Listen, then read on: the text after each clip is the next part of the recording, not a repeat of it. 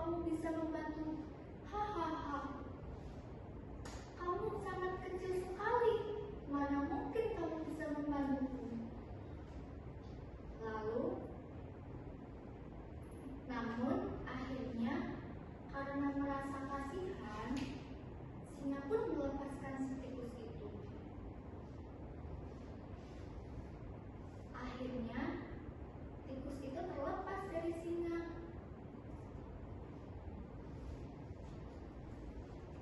Beberapa hari kemudian, si singa terjebak di jaring hutan. Si singa terjebak di jaring pemburu. Ia berusaha melepas, tetapi tidak bisa. Lalu singa memaung dengan keras meminta tolong.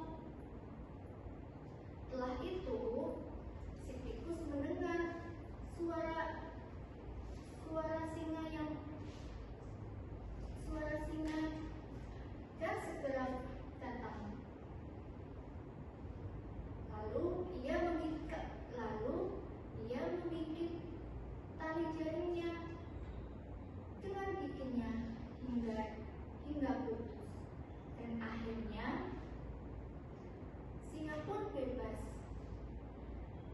Singa berkata,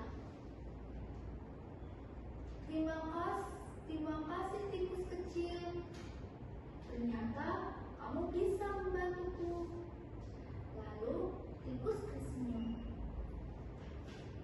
Walaupun kecil, kita tetap bisa berbuat baik. Nah, jadi dalam cerita ini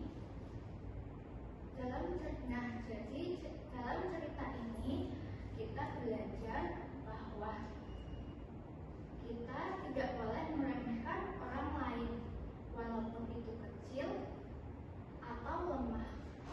Kita harus tetap bisa saling tolong menolong dan berbuat baik, karena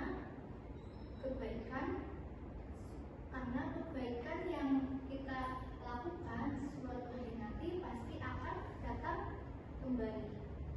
Nah, dari ini coba Naswa, siapa saja tokoh dalam cerita ini? Tikus. Ya, benar. Coba Cika, siapa yang menolong singa? Tikus. Ya, benar sekali. Jadi kita